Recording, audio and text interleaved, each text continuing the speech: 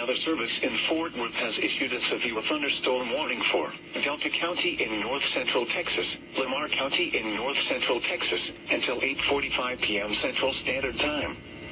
At 7:27 p.m. Central Standard Time, severe thunderstorms were located along a line extending from the Red River to near Commerce, moving east at 45 miles per hour. Hazard, 70 miles per hour wind gusts. Source, radar indicated. Impact, expect considerable tree damage. Damage is likely to mobile homes, roofs, and outbuildings.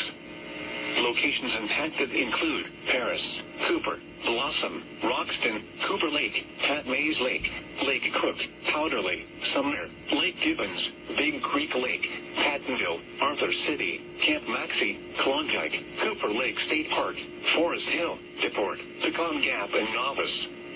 A tornado watch remains in effect until 10 p.m. Central Standard Time for north-central Texas. For your protection, get inside a sturdy structure and stay away from windows. These storms have a history of producing widespread wind damage. Seek shelter now inside a sturdy structure and stay away from windows.